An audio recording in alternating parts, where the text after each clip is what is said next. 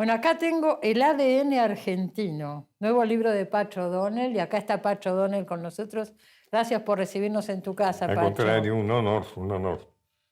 Estamos acá rodeados de obras de arte maravillosas. Carlos Borrearena a mis espaldas, Julia Kosice. Amigos. Amigos, han estado en el programa los dos, Sí, tanto claro. Borrearena como ¿Quién no ha Julia. estado en tu Es programa? muy impresionante a esta altura de que decía al revés, ¿quién no ha estado? Hace un rato hablábamos del archivo tuyo. El archivo es muy grande, son muchos años, 38 años llevamos. Además son muy importantes aquellas personas que ya no están en el Muchísimas. legado, digamos, ¿no? No, y que la gente que hemos tenido tan valiosa, ¿no? Tan valiosa. Tan valiosa. Yo siempre me acuerdo de los años 90 cuando nosotros nos tuvimos que ir, que estábamos en ATC en ese momento, la televisión pública, y Pacho O'Donnell era ministro de Cultura, secretario de Cultura de la Nación. Y él me llamó por teléfono y dijo, nos fuimos al cable, y dijo, el cable es con apoyos privados y también del Estado, yo quiero que la Secretaría de Cultura apoye Los Siete Locos, y tuvimos un apoyo económico. El mismo gobierno que nos sacaba por un lado nos apoyaba por el otro, ¿no? Bueno, acordate el equipo que yo tuve, estaba Chacho Dragún dirigiendo el Cervantes. ¿Cómo no? Héctor Llano dirigiendo la Biblioteca Nacional. Así es, Alicia Steinberg, Alicia Steinberg en la directora dirección del libro. Y tantos otros que Lito, ahora no nos Lito acordamos. Cruz como director nacional de teatro. En ese periodo se sancionó la ley de teatro, que ahora se quiere derogar y no creo que se pueda. La ley de teatro fue una experiencia apasionante. Extraordinaria. ¿Te querés que te cuente cómo fue? Un día yo me entero de que la gente en teatro está haciendo una sentada frente al Teatro San Martín para reclamar, digamos, por mejores condiciones. Entonces, eso era el MATE, que era Movimiento de Apoyo al Teatro Argentino. Sí, MATE. Cuyos jefes eran, cuyos líderes, digamos, era Alejandra Bovero y Tito Cos. Yo fui a hablar con ellos y le dije, mire, no es acá donde se resuelven las cosas. Las cosas se resuelven en el Congreso. Esto lo tenemos que hacer en el Congreso. Porque las leyes, que lo que ustedes quieren es una ley, se sancionan en el Congreso. Entonces empezó toda una etapa de militancia, un proyecto de ley que escribimos Lito Cruz y yo en mi despacho. Mirá vos. Lo pasamos después a jurídicos para que lo redactaran de la manera que tenía que estar redactado. Y así fue, digamos, una gran movilización absolutamente memorable de la gente en teatro, y yo aportando la parte, digamos, del gobierno, convenciendo, yendo comisión por comisión, porque cada proyecto de ley tiene que pasar por varias comisiones. Seguro. Y finalmente en logramos cada una de esas reuniones iba toda la gente de teatro, yo me acuerdo. Iba toda la gente de teatro. Sesiones, yo he oído algunas, estaban y todos una ahí. especificidad que para mí fue muy importante desde el principio es que tuviera financiación propia. O sea, que la gente del Instituto de Teatro no tuviera una financiación de acuerdo al funcionario de turno, sino que tuviera, por ejemplo, en esa época era una parte del... Bueno, de lo que recauda era lo que en ese momento era el Confer. El Confer. Claro. Era parte del Confer. Que recauda por la publicidad en los canales de televisión. Claro, para sostener los canales públicos, y con ese dinero una parte va al Inca también, al Instituto de Teatro, otra va a la televisión pública, hay varios. Hasta el Fondo de las Artes creo que recibe una mínima inclusive parte. Los premios vacantes de la Lotería Nacional. Mira. O sea, los premios que no se cobran. Claro, también hay muchísimos. Hay muchísimos. Era un 10%. Esa es una ley que habría que ver ahora en este momento de tanto cuestionamiento de cosas. Bueno, esos porcentajes, porque son fondos genuinos. O sea, la idea era que fueran directamente. Claro. O sea, y con esa plata se hizo eran fondos muchísimo. Propios intangibles. El apoyo a todo el teatro en las provincias, todo eso que continúa y que se sigue luchando hoy para que continúe justamente. Sin duda se podrían hacer las cosas mejor. O sea, pero siempre, digamos, pero en última instancia su tarea. Cuando se habla de la maravillosa actividad teatral que hay en la Argentina, especialmente en Buenos Aires, es por el Instituto Nacional de Teatro. Sin duda. Que la gente quizá no sabe. La cantidad de salas independientes. Que financia y subsidia. Ahora, vos fijate, eso surgió en el gobierno de Menem, un gobierno liberal, y ahora este gobierno que tanto habla del gobierno de Menem, pero eso no lo defiende, lo quiere sacar. No. Bueno, el gobierno de Menem fue muy positivo en lo que se refiere al tema cultural. Porque estabas vos ahí. Estaba yo, Menem me apreciaba y me creía. No sé si Menem tenía, me daba no creo la que tuviera tanto interés en la cultura, pero al estar vos luchabas por estas cosas. Por ejemplo, cosas. la financiación del Instituto de Cine. Sí. También es una ley que salió de mi gestión. La del 10% de las entradas. Claro. Fue en tu gestión. Claro. Bueno, y recordemos también, esto, porque vale la pena, ¿no? No se recuerda tanto tampoco. No. Que viene de ahí. Hay un ejercicio de olvido y de falta de reconocimiento. ¿Y cómo vivís eso vos? ¿Cómo vivís ese olvido? Te diría que estoy un poco acostumbrado, pero sí, mejor me complica. O sea, en todo este proceso en el Instituto Nacional de Teatro nadie me llamó, nadie recordó, digamos, que hay Vamos algo. a ser honestos, Alejandra Boero, Tito Cosa, Osvaldo Dragún, están muertos. Maravilloso. Ya. Sí, fueron gente extraordinaria. Maravilloso. Y fíjate, vos hablaste del Confer, fíjate vos que las cosas no fueron fáciles. Hubo un gran lobby en contra de la ley del teatro, porque las grandes empresas estaban a punto de disolver el Confer. Estaban a punto de dejar de pagar los impuestos que había que pagar. Claro. Entonces, cuando se prende el tema teatral del Confer, se vuelve mucho más complicado disolver el Confer.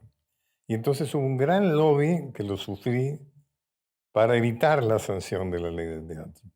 Fíjate de dónde aparece de pronto. Y se pudo pese a todo. Me acuerdo que hubo algunas entrevistas que me vinieron a ver, especialmente por hostiles, poco amables. Y gente poderosa. Y después fueron, por otro lado, lograron que el presidente circunstancialmente la vetara, después no, bueno, pero hubo toda una serie de pasos.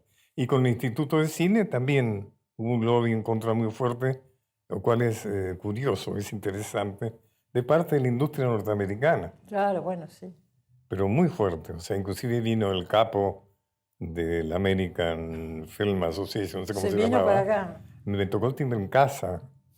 Fíjate vos cómo cuidaban, o sea, le temían. En la casa de un ministro, de un le secretario temían de a la Estado. Industria cinematográfica argentina. Sí. No aceptaban que se desarrollara. Fíjate, vos decís, bueno, de una hormiguita, bueno, pero no, estaban muy preocupados, se alimentaron. Los que tengan la edad y recuerden, hubo grandes debates en la televisión y demás sobre si el Estado debía. En fin. Las mismas cosas que se están diciendo ahora. No hemos evolucionado mucho. Ahora otra vez está diciendo. Pero da esa sensación. Hay que explicar esto. A veces escucho cosas, ¿no? En la televisión. Dicen barbaridades. Hay que explicar esto. Lo que hay que aprender es que la democracia hay que defenderla. Sí, la democracia hay que defenderla también con buenas gestiones, para no dar pretexto, ¿viste? A que entonces te cuestionen desde un cierto... Porque había cosas muy cuestionables por ahí en el manejo del Instituto de Cine. Se nombró demasiada gente, había por eso. Algo que está un poco cartelizado, pero su tarea es... Pero de ahí a cerrar. No, nada que ver. Cambiar lo que está mal, pero prácticamente está cerrado. Claro, el otro día decían que había superávit.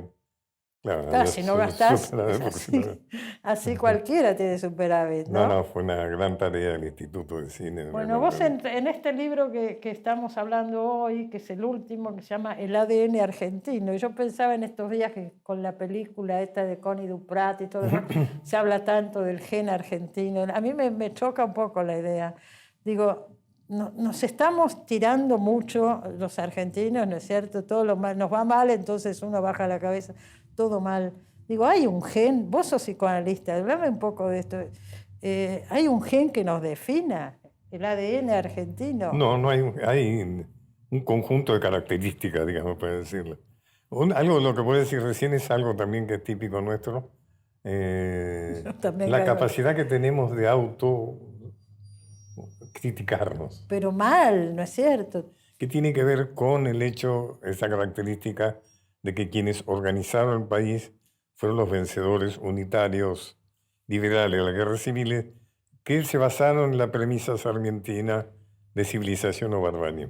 Vos decís que todo viene de ahí. Viene mucho de ahí. Civilización era Europa, era la oligarquía porteña y sus aliados provinciales. Barbarie era lo nacional, lo gauchesco, lo criollo, los pueblos originarios. Pero siempre existió también la otra línea, el revisionismo histórico es fuerte, hay personas, qué sé yo, Jauretche, Scalabrini Ortiz, te puedo nombrar Marechal, qué sé yo. Grandes pensadores. Bueno, por eso, son pensadores. Pero muy dejados de lado. O sea, prácticamente no se los estudia en las universidades y demás. En los años del kirchnerismo sí hubo espacio para eso. En los años del kirchnerismo, porque Cristina se había formado en la etapa de la resistencia, digamos. Pero fue parte de la grieta también, ¿no es cierto? Digo, no sé, nosotros, humildemente lo digo, no se puede encontrar, hay cosas buenas y malas de todas. Absolutamente. Buscar una fórmula superadora a esta altura, ¿no? Con las cosas que nos pasan, digo. Sí, estoy totalmente de acuerdo con vos. Parecería que es como insalvable. Como que estamos condenados al enfrentamiento. Por eso te decía en relación a esta característica, a no ser lo que deberíamos de haber sido. ¿Qué deberíamos haber sido? Europa. Según esa corriente. Según nuestra organización. Bueno, hay cosas buenas que tomar también. La democracia, también, claro, ¿cierto? ¿De dónde supuesto. viene? Claro. Pero era como la idea de, si vamos a hacer un palacio, tiene que ser un palacio francés. Uno lo ve mucho, en Buenos Aires se ve mucho en las construcciones, ¿no? Impresionante. Hay lugares como la Candelaria, que es un gran palacio en medio del campo. Y hay muchos, hay unos cuantos. Hay unos cuantos. Sí. O sea que una cosa es hacer un palacio en la Avenida Libertador y otra es hacerlo en medio del campo, ¿no? Y bueno. Vos tenés varios libros sobre Juana Azurduy, claro. sobre Rosas también. Yo he trabajado mucho los próceres federales, los próceres maltratados por la historia.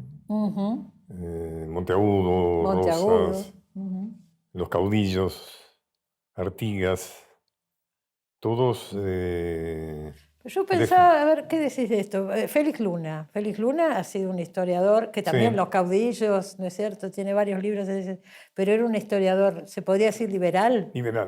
Liberal. Pero coinciden en los temas, por ahí no en la visión. Te pregunto porque no lo sé. Yo tengo una gran admiración por Félix Luna.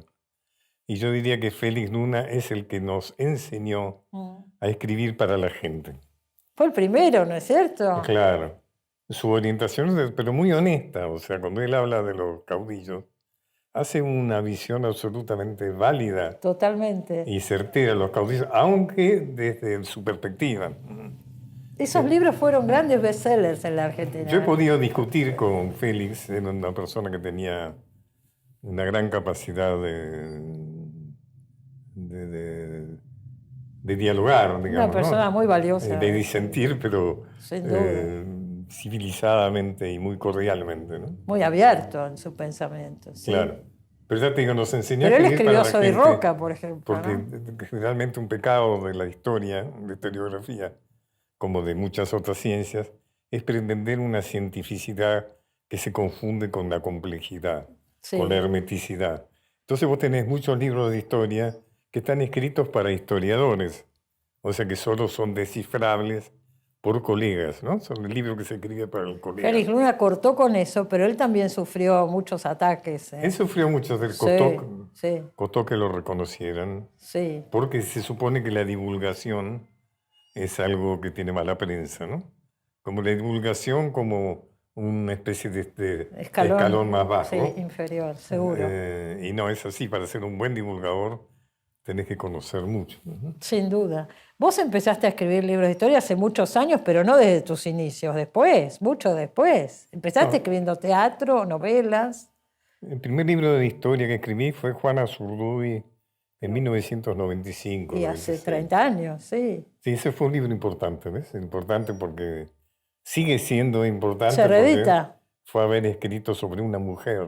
Fue reivindicar la mujer. Lo hice sin darme cuenta, reivindicar la mujer. Bueno, pero eso también es reciente, relativamente reciente. Antes no se escribía sobre las mujeres. Se les daba el rol, qué sé yo, de bordar. Antes había escrito, como decir, ficción. Mi primera obra fue Copsi.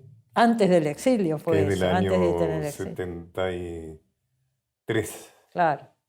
Después apareció en el 75 La seducción de la hija del portero, cuentos, y estrené Escarabajos, dirigida por Urquijo. Esas viejas ediciones, ¿tenés esos libros, las primeras ediciones?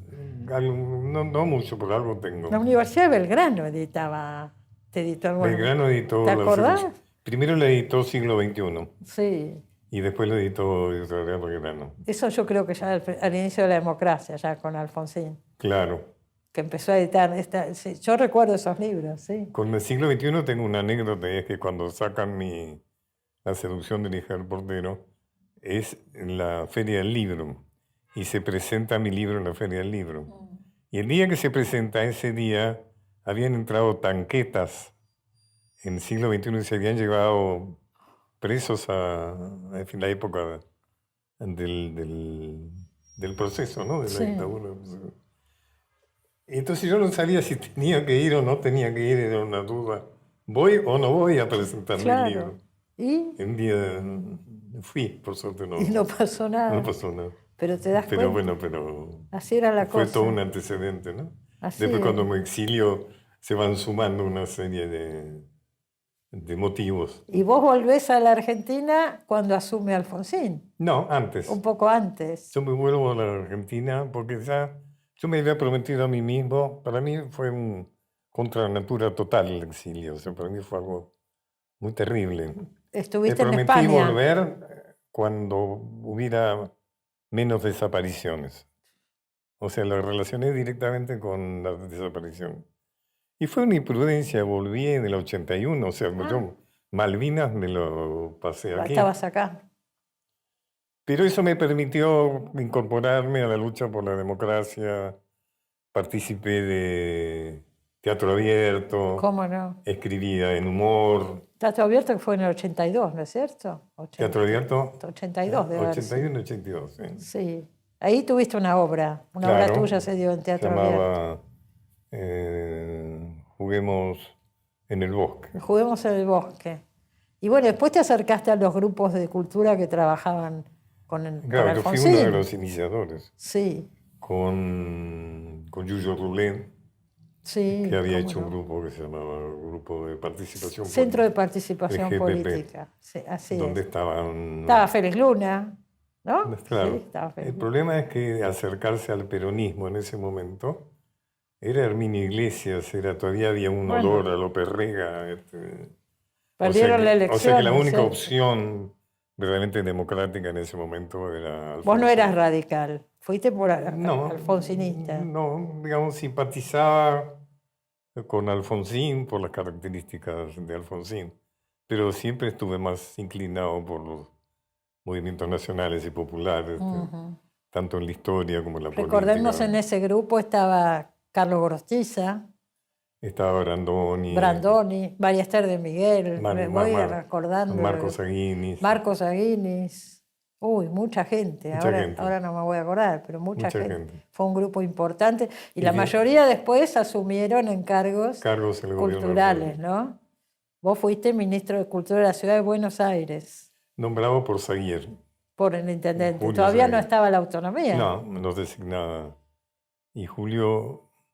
No sé qué notable, eso es como una anécdota. ¿Cómo eran los nombramientos, por lo menos en esa época? Ahora hay otro tipo de intereses, no demasiado sanos cuando se nombra a alguien ¿no es cierto?, en un puesto.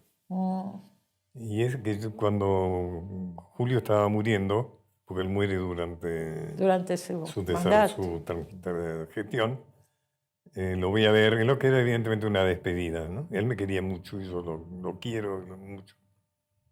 Y le pregunto, Julio, tengo una curiosidad, ¿por qué me nombraste?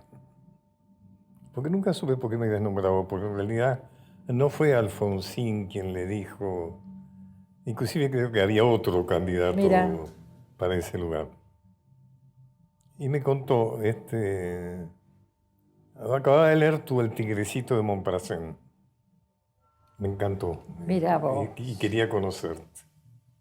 Y cuando apareció tu nombre dije, sí, sí. Mira vos. Y le dije a Alfonsín, mi candidato es... sí, esas cosas que por ahí... sí, además estamos hablando de políticos que leían novelas, ¿no? Claro. Hicimos buenas cosas. Hace un rato un colaborador tuyo me hablaba del programa Cultural en Barrio, escuché que estaban hablando, que todavía está el programa Cultural en Barrio. Con mucha Fue una época de gran efervescencia, el principio de de Alfonsín son años inolvidables y en cultura pasó de todo. Fueron años importantísimos. Bueno, sí yo empezaba a trabajar en esa época y trabajábamos 24 era horas. Maravilloso. Y con un espíritu tan sano, tan de recuperar de lo que era verdaderamente una... Había un entusiasmo. Marta Minujín siempre cuento cuando hizo el Partenón. El Partenón ahí en la 9 de julio. Sí. Que yo le autoricé una tarjetita. Autorizo, o sea... Y ahí nomás apareció fue todo. Y lo puso. Se puso en marcha todo. No, y tantas cosas, festivales internacionales, de todo pasó en esa etapa, ¿no?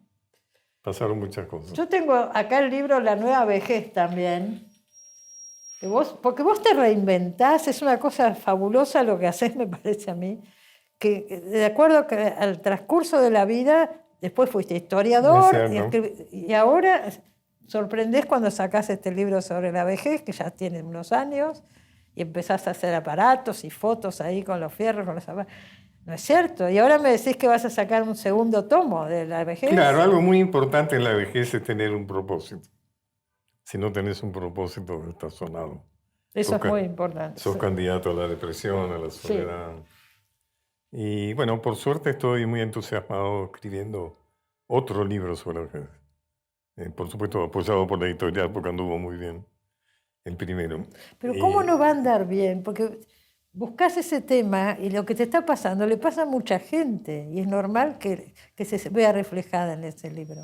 Bueno, viejos con buena suerte, sí. Vamos a hacer todos. Claro, es lo mejor que te puede pasar. Digo. Entre las alternativas posibles, ser viejo es la mejor. Obviamente. Lo que pasa es que no es fácil ser viejo. No es fácil ser viejo. Ser viejo implica pérdidas de todo tipo. Sí, pérdidas además me gustaría agregar, y vos lo pones en el libro, eso que puede. Hay muchos viejos que están muy mal económicamente y ahí se complica mucho la situación.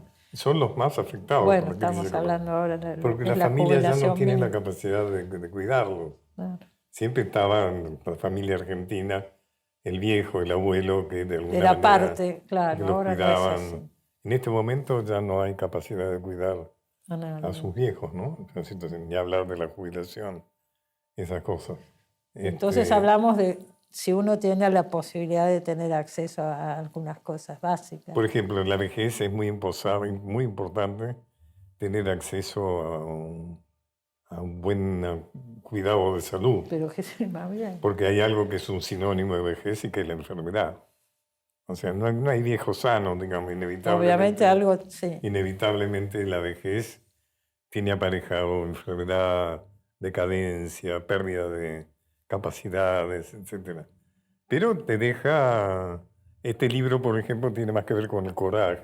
Coraje. Coraje. O sea, para hacer una buena vejez en este momento, cuando no hay imposibilidades, como la que hablábamos recién, tiene mucho que ver con el coraje y la dignidad. Sí. Es decir, seguir viviendo, seguir teniendo sexo, creatividad, actividad a propósito, como decíamos recién. Socializar, o sea, no, es muy importante poder... O sea, hay que proponérselo. Hay que proponérselo. Ese es el coraje. Sí, claro. ¿Y por qué? A ver, me decís otro tomo, porque ya cuando escribiste este que tiene unos años, tenías posibilidades que ahora no tenés, porque el tiempo va quitando. Cuando escribí ese libro estaba en mejores condiciones que ahora. Es decir, yo vivo la experiencia de haber sido golpeado por la vejez. He estado internado en terapia intensiva hace no mucho tiempo. Pero sigo haciendo gimnasia. Tengo por suerte mentalmente estoy bien, o sea que estoy escribiendo, lo cual es verdaderamente algo muy bueno, ¿no? O sea, porque además estoy pensando en el que viene después de este, que quiero escribir un libro sobre el revisionismo histórico, ¿no? ¿Otro? Bueno, no escribí nunca sobre el revisionismo, escribí desde el revisionismo histórico. Personajes. Pero quiero reivindicar el revisionismo y el post-revisionismo. Sí. Y quiero hablar del Dorrego, del Instituto Dorrego. El Instituto Dorrego, a ver, vamos a hablar de eso. El Instituto Dorrego fue un instituto que se fundó en la época de Kirchner, de Cristina Kirchner. Vos lo dirigías, sí. Y era un instituto de revisionismo histórico. Exacto. Hay gente que cuestionó, me gustaría recordar eso, a ver qué decís, que cuestionó que desde el Estado se financiara un proyecto con una orientación ideológica marcada como era el Instituto Dorrego. Bueno, todos los institutos tienen orientación ideológica, ¿no? ¿Hay otros en este momento? Bueno, ahora no estaban por cerrar los institutos. Sacaron el sanmartiniano. El sanmartiniano, pero ahora el otro día pasó. Con el rechazo no sé si lo van a sacar. Lo transformaron en museo. Claro, que es esta casa de acá, la réplica de Boulogne-sur-Mer, que está acá cerca. Bueno, vos hablaste de Jauretche, de Scalabrini. Sí.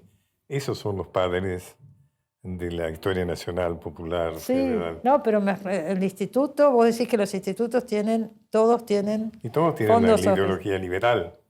El Instituto Belgraniano, el sanmartiniano, todos. Este era el único instituto desde una perspectiva distinta. Del revisionismo histórico. Del revisionismo histórico, claro. Y lo cerró Macri finalmente, ¿no? Ya en el gobierno de Macri lo había cerrado. Y en el de Alberto Fernández no se abrió. No. Nunca más se abrió. No, pues fue una experiencia importante. O sea, ¿qué hacen estos institutos concretamente? ¿Estudios? Supuestamente tienen que investigar, defender, ocuparse de la figura, el Instituto Sanmartiniano, el Sarmientino. ¿Y que era la figura de Rosas? El Belgraniano. Estaba dedicado a la historia revisionista. Sí. Es decir, la historia no liberal, sino enfocada en una perspectiva nacional, popular, federal. ¿Qué significaba reivindicar circunstancias como el aborto obligado o como lo que yo insisto que es la primera declaración de independencia por parte de Artigas en las provincias litorales? Reivindicar figuras desplazadas como los caudillos, como Artigas, como Dorrego. Se abrió la biblioteca dedicada a José María Rosa. Y todo eso ahora está cerrado. Se hicieron muchas cosas. ¿Y querés escribir? Tuvo muchos pecados internos también, algunas dificultades de ciertos problemas internos, muy alimentados además por la hostilidad exterior que había.